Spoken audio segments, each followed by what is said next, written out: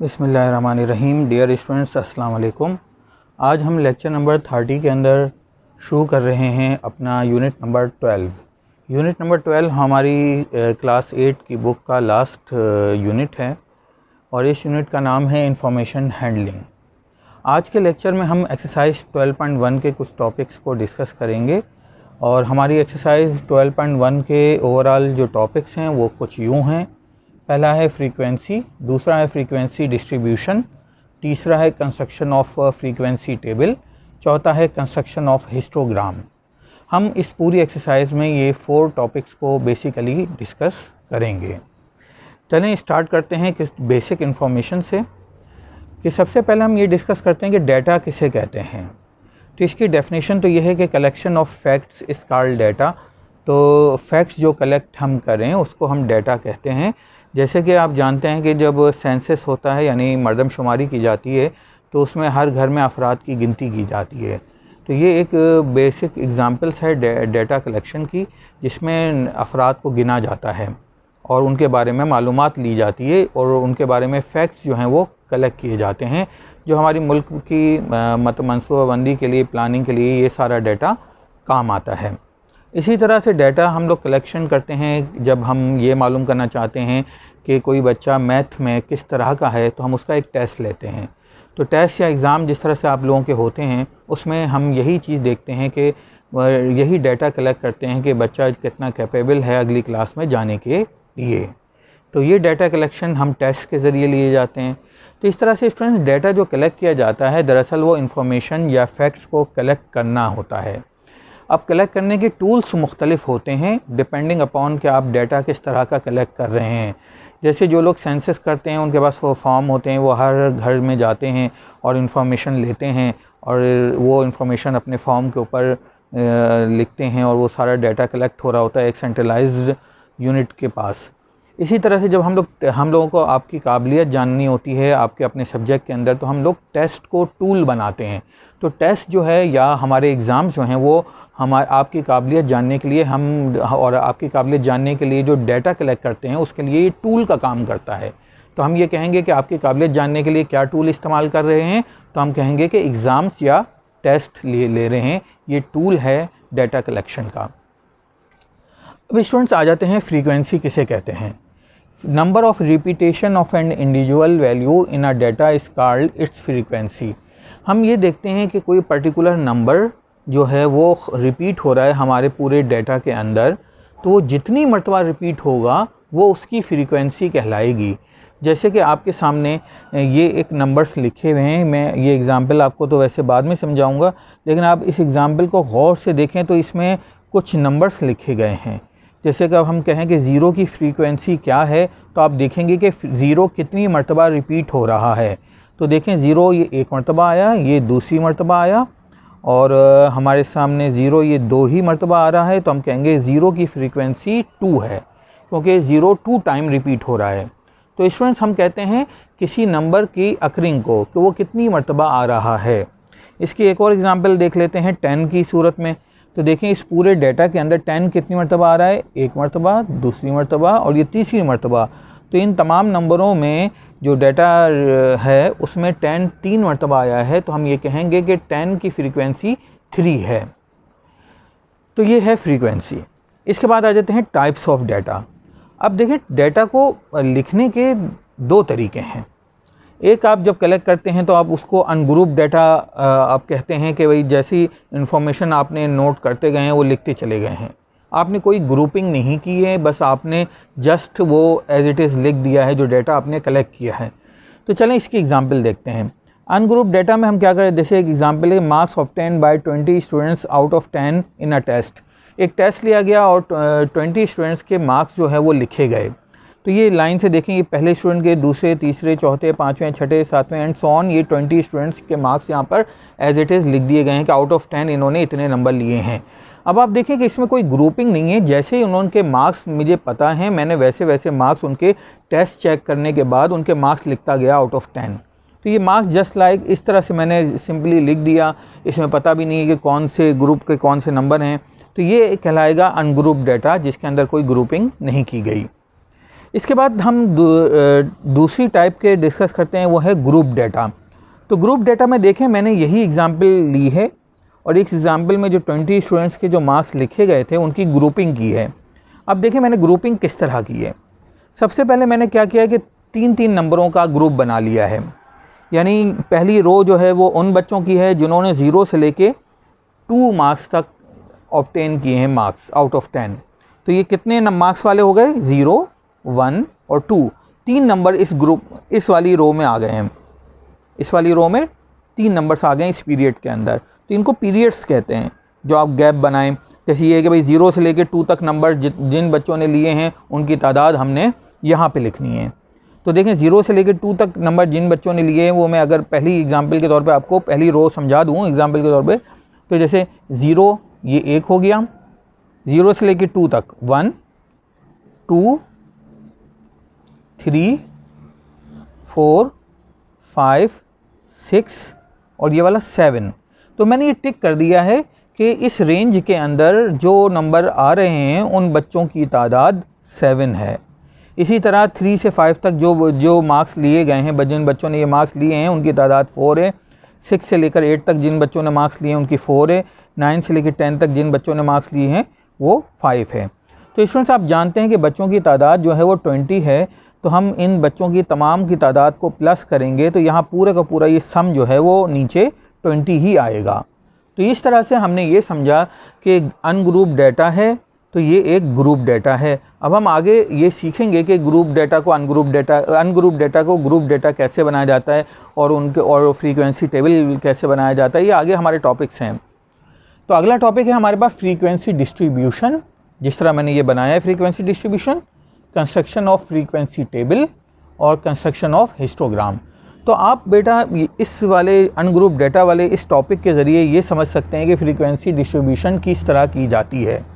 तो मैं ज़रा इसको जिस तरह ये मैंने टेबल बनाया है उसी तरह से टेबल बनाना फ्रीक्वेंसी डिस्ट्रीब्यूशन कहलाता है। तो स्टूडेंट्स याद रखिएगा कि आप अपनी मर्ज़ी से ये पीरियड बना सकते हैं। जो इस पूरे डाटा में सबसे छोटा नंबर हो उससे चाहें तो आप स्टार्ट कर लें और सबसे बड़ा जो नंबर आपको नज़र आएगा वहाँ पे कम से कम वहाँ पे आपने ख़त्म करना है। जैसे अभी हमने 3-3 नंबरों का गैप दिया है तो आखिर में ख़त्म होना चाहिए 11 के ऊपर। तो ये हम 11 पे ख़त्म करेंगे, चाहे 11 इस डाटा का मेंबर हो या ना हो। तो इसी तरह आप 0 से पहले भी शुरू कर सकते हैं, वो चाहे इस डाटा का मेंबर हो या ना हो। लेकिन हम 0 से इसलिए स्टार्ट कर रहे हैं क्योंकि मार्क्स जो हैं वो हम लोग आमतौर पे नेगेटिव मार्किंग नहीं करते और इसलिए हम 0 से कम मिनिमम मार्क्स 0 होते हैं। तो स्टूडेंट्स आप इसे पॉज करके नोट कर लीजिए।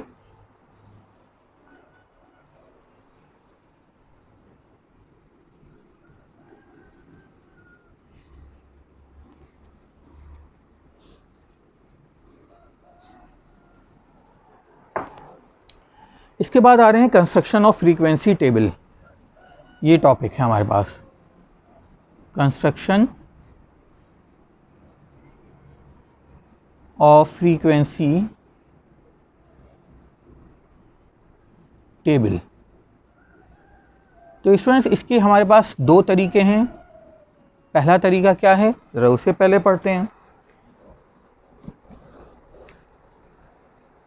पहला तरीका है हमारे पास टेली बार मेथड।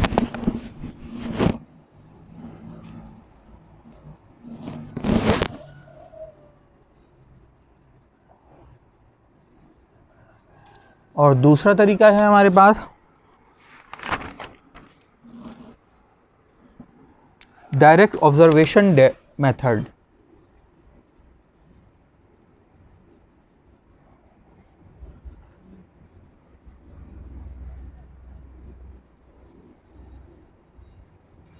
अब हम बारी बारी इन दोनों मेथड को पढ़ेंगे।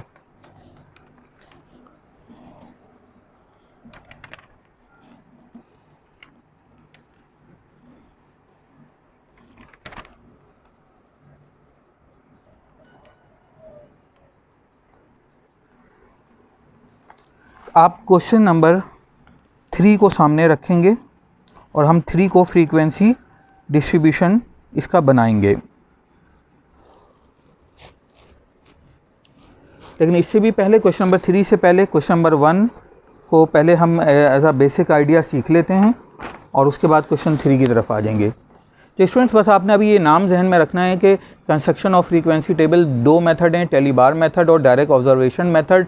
तो इसको हम जब एक्सरसाइज शुरू करते हैं तो उसका क्वेश्चन के मुताबिक हम इसको कर लेंगे।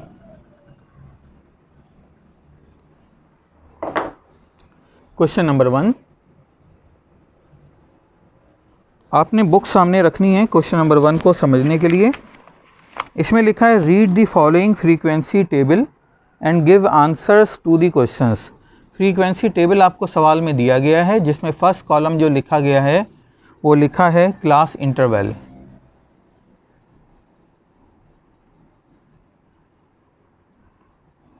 वन से 10, 11 से 20।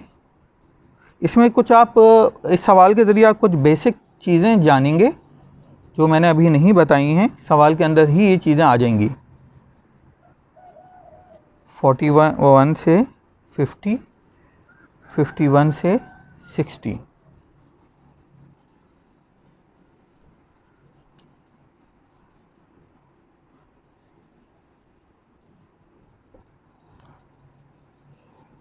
फाइव, 4, 8, 9 और 2, 2।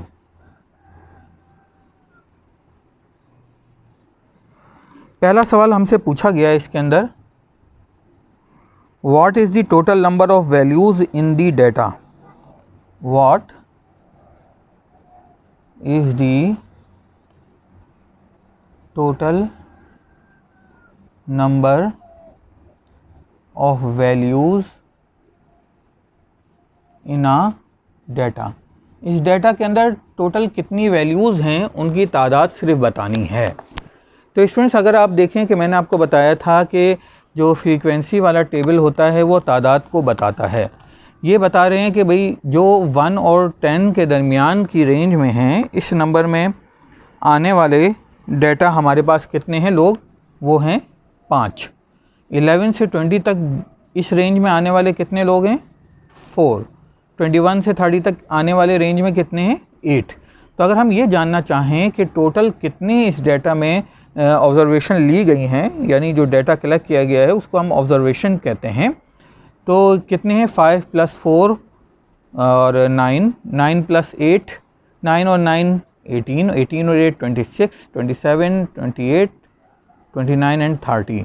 तो आपके सामने इसका जवाब होगा 5 + 4 + 8 + 9 + 2 + 2 और वो इक्वल होगा 30 के। तो ये इस पहले सवाल का जवाब है कि total number of values in a data is dash. तो तादाद हमें फ्रीक्वेंसी टेबल से मिल गई।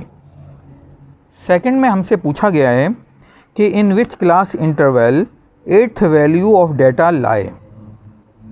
इन which class interval 8th value of data लाए।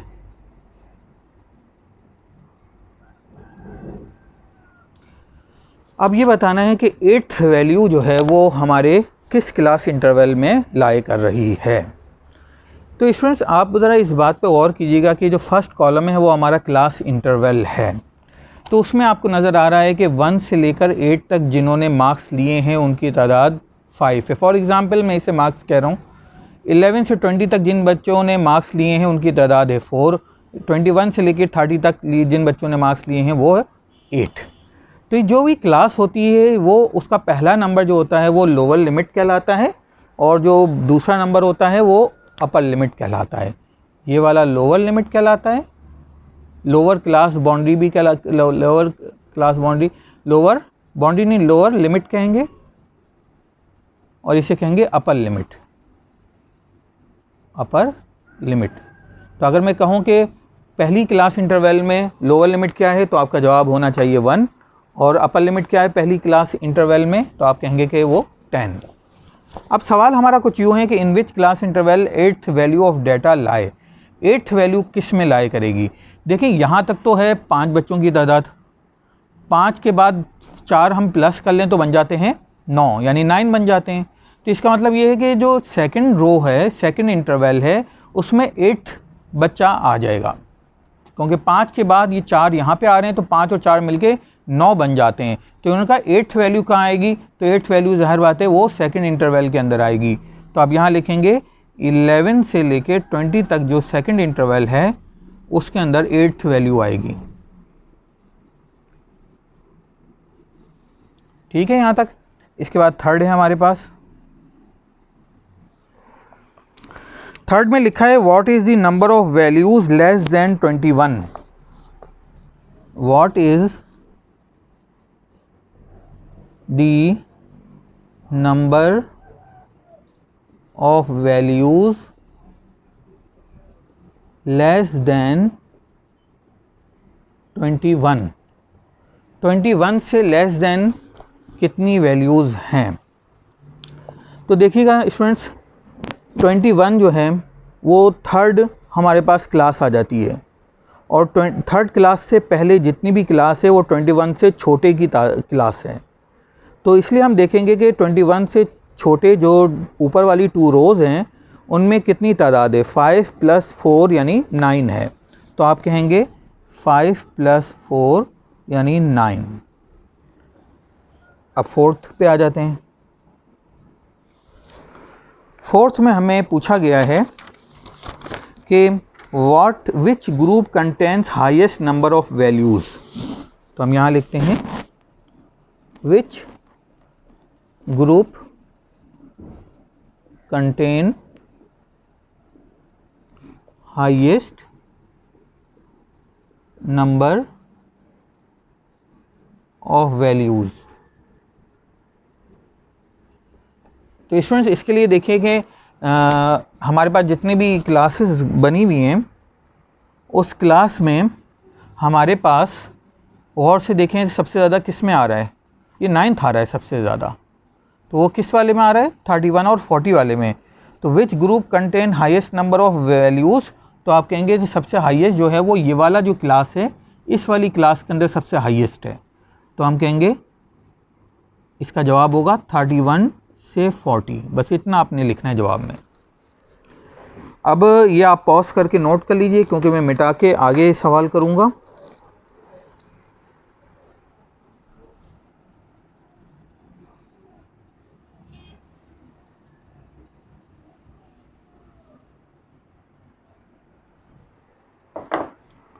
स्टूडेंट्स आगे लिखा हुआ है 6th में,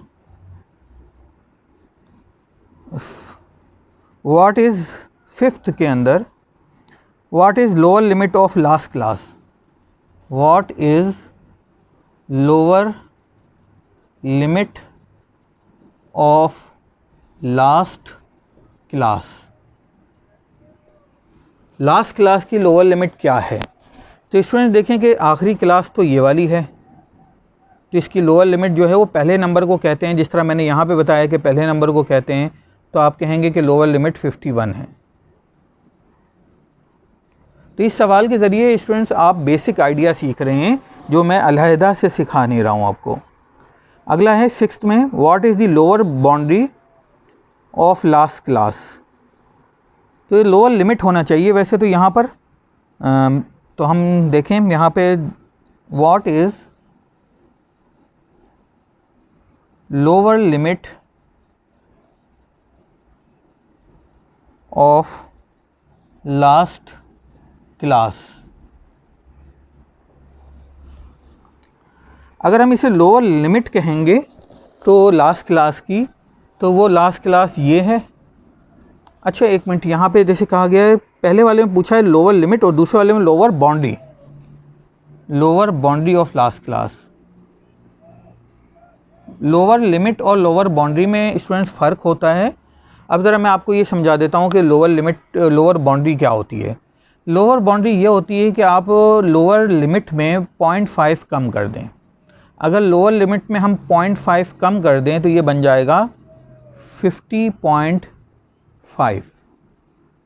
तो ये लोअर लिमिट लोअर बाउंड्री कहलाएगी। तो स्टूडेंट्स लोअर लिमिट में क्या होता है कि एग्जैक्ट वही नंबर होता है जो स्टार्टिंग होता है किसी भी क्लास का, तो उस क्लास की लोअर लिमिट वो एग्जैक्ट नंबर कहलाता है। जैसे यहाँ पर एग्जैक्ट नंबर 51 है तो ये लोअर लिमिट कहलाएगी। और लोअर बाउंड्री क्या कहलाएगी, वो अगर जो नंबर है आपका लोअर लिमिट है उसमें 0.5 कम कर दें तो लोअर बाउंड्री कहलाएगी। अगर अपर बाउंड्री के आप पूछते तो 0.5 प्लस कर देते अपर लिमिट के अंदर, तो अपर लिमिट में 0.5 प्लस करने से अपर बाउंड्री मिल जाती, यानी 60.5 मिल जाती। लेकिन चूंकि इन्होंने लोअर बाउंड्री पूछी है तो लोअर लिमिट में 0.5 कम कर देंगे। तो स्टूडेंट ये 0.5 कम करने से लोअर बाउंड्री मिलती है लोअर लिमिट के अंदर, और अगर अपर लिमिट में 0.5 प्लस कर दें तो अपर बाउंड्री मिलेगी।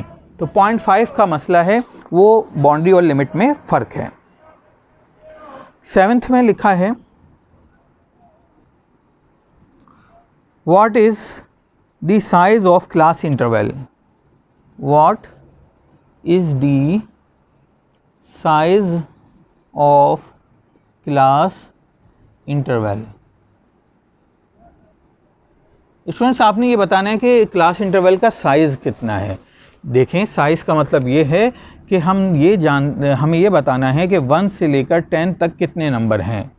तो 1 से लेकर 10 तक 10 नंबर हैं, तो आप कहेंगे कि क्लास साइज़ जो है वो 10 है, क्योंकि ये 10 जो है वो हर एक का मतलब हर एक क्लास में इतने ही नंबर होंगे। जैसे 11 से लेकर 20 तक ये भी 10 नंबर्स हैं, 21 से 30 तक ये भी 10 नंबर्स हैं, 31 से 40 तक ये भी 10 नंबर्स हैं, 41 से 50 तक ये भी 10 नंबर्स हैं, 51 से 60 तक ये भी 10 नंबर्स हैं। तो हर क्लास के अंदर नंबर्स की तादाद सेम होती है, तो तादाद हर एक में 10-10 की रखी गई है। तो तादाद को हम साइज़ ऑफ क्लास इंटरवल कहते हैं। स्टूडेंट्स कभी कभार ऐसा होता है कि तादाद मालूम करना ज़रा आसान नहीं होता। अभी तो ये हमें डाटा ऐसा दिया हुआ था कि जिसमें हमने आसानी से बता दिया कि 1 से लेकर 10 तक 10 ही नंबर होते हैं। तो आप यूँ भी कर सकते हैं, किसी भी लोअर लिमिट को बाद वाली लोअर लिमिट को, जैसे मैं ये कहूँ कि 11 को उससे पहले वाली लोअर लिमिट से माइनस कर दें तो जो जवाब आएगा वो क्लास इंटरवल का साइज़ कहलाएगा। चाहे आप ये वाली 2 को माइनस करें, या देखें आप चाहे इसको माइनस कर दें, 41 में से 31 माइनस करें फिर भी यही जवाब आएगा, यानी 10 आएगा। तो आप इस तरह भी क्लास इंटरवल का साइज़ मालूम कर सकते हैं कि बाद वाली की लोअर लिमिट को पहले वाली की लोअर लिमिट से माइनस कर दें, या आपकी अपनी मर्ज़ी है बाद वाली की अपर लिमिट को पहले वाली की अपर लिमिट से माइनस कर दें। तो ये हमें मिल जाता है क्लास इंटरवल का साइज़, अगर आप डायरेक्टली गिन ना सकें तो। कभी कभार ऐसी सिचुएशंस होती है कि डायरेक्टली गिनना थोड़ा सा मुश्किल हो जाता है। इसके बाद है हमारा इस सवाल का आखिरी हिस्सा, जिसमें कहा गया है कि find class marks of all group. तो हमें ऑल ग्रुप के क्लास मार्क मालूम करने हैं। तो स्टूडेंट्स मैं ये आखिरी जो पार्ट है क्लास मार्क वाला वो मैं आपके सामने करने जा रहा हूँ। तो स्टूडेंट्स आपने इस पे ज़रा सा तवज्जो देनी है।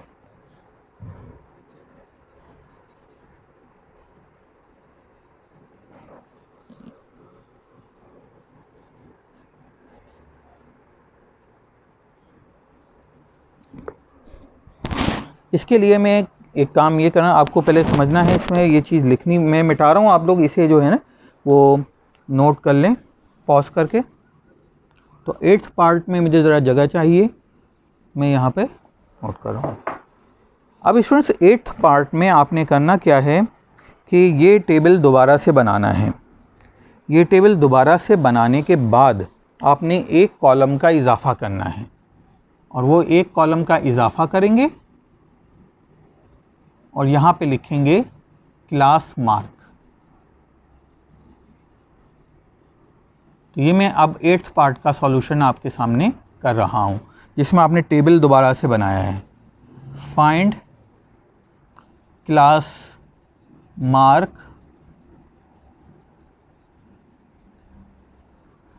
Of all groups. तो देखिए हमने यहाँ पे कितने ग्रुप्स हैं, 1 2 3 4 5 6। इन 6 ग्रुप्स के क्लास मार्क मालूम करने हैं। तो स्टूडेंट्स क्लास मार्क किसे कहते हैं, ज़रा आप देखिएगा कि इनके जो मिडिल में नंबर होता है उस मिडिल वाले नंबर को क्लास मार्क कहते हैं। अब मिडिल वाला नंबर कैसे मालूम किया जाता है, तो स्टूडेंट्स ज़रा रफ वर्क में देखते हैं। 1 + 10 कीजिए, डिवाइड बाय 2 कर दीजिए, तो ये 11/2 बन गया, और डिवाइड करें अगर इसको तो ये बन जाएगा 5.5। तो पहली ग्रुप का क्लास मार्क 5.5 है। तो आपने रफ वर्क में ये कर लेना है। अब जैसे दूसरे ग्रुप का मैं मालूम करना चाहता हूँ, तो मैं क्या करूँगा, lower limit plus upper limit divided by 2। तो ये मेरे पास बन गया 31 डिवाइडेड बाय 2, तो ये बन गया 15.5। तो इसका मतलब ये है कि 11 से लेके 20 तक के दरमियानी नंबर के दरमियान में जो आएगा नंबर वो 15.5 है। तो किसी भी ग्रुप का दरमियानी नंबर उसका क्लास मार्क कहलाता है, या ग्रुप कहें या इसको क्लास इंटरवल कहें, एक ही बात है। इसके बाद थर्ड की तरफ आएँ तो इसमें क्या लिखा है, 21 plus 30 lower limit plus upper limit divided by 2। तो ये हमारे पास बन गया 51 डिवाइडेड बाय 2। तो अगर हम 51 डिवाइडेड बाय 2 करें तो आप कहेंगे कि ये 25.5 है। तो ये मिडिल बन गया हमारे पास 25.5। इसी तरह से अब हम अगले की तरफ आएंगे। तो मैं रफ वर्क मिटा रहा हूँ, आप पॉज करके या तो नोट करना चाहें तो नोट कर लें। अब मेरे पास है अगली रो, तो जिसमें लिखा है 31 लोअर लिमिट और अपर लिमिट दोनों को प्लस किया, 2 से डिवाइड किया। वैसे तो आप डायरेक्टली लिख भी सकते हैं, लेकिन यहाँ पे चूँकि प्रोसेस करना पड़ेगा। ये 71 हो गया और ये 2, तो ये बन गया 35.5। तो आपने लिखा यहाँ पर 35.5। इनके सीक्वेंस से आपको पता चल जाएगा कि अगला नंबर क्या है। तो इनके सीक्वेंस से आपको चूँकि अगला नंबर पता चल जाएगा तो आप डायरेक्टली भी लिख सकते हैं। तो देखें अगला क्या है, 41 प्लस 50 डिवाइड बाई 2। तो ये हमारे पास बन गया 91 डिवाइडेड बाई 2। तो ये बन गया हमारे पास 45.5। तो हमने यहाँ लिख दिया 45.5 जो है वो इस क्लास का क्लास मार्क है, यानी मिडिल नंबर। अब आ जाते हैं 51 और 60 वाला ग्रुप। तो 51 lower limit 60 upper limit divided by 2। तो हमारे पास बन गया 110 डिवाइडेड बाई 2, 111 डिवाइडेड बाई 2।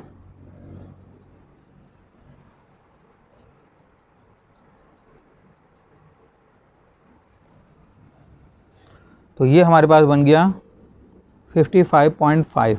तो हमने यहाँ लिख दिया 55.5। तो स्टूडेंट्स इस तरह से आपने अपने एक्सरसाइज 12.1 का पहला सवाल कंप्लीट किया, जिसके अंदर थोड़े से आपने बेसिक आइडिया भी डिस्कस किए। और वो बेसिक आइडिया आपने ये डिस्कस किया कि जो आपके जो 8 पार्ट थे वो 8 पार्ट में आपने बेसिक आइडियाज़ डिस्कस किए हैं। तो स्टूडेंट्स यहाँ पे आके मेरा लेक्चर नंबर 30 यहाँ कंप्लीट करता हूँ, और नेक्स्ट लेक्चर में मैं इसी एक्सरसाइज को कंटिन्यू करूँगा। आपने ग्राफ पेपर सामने रखना है, क्योंकि हमने ग्राफ पेपर पे हिस्टोग्राम बनाना होगा। Thank you.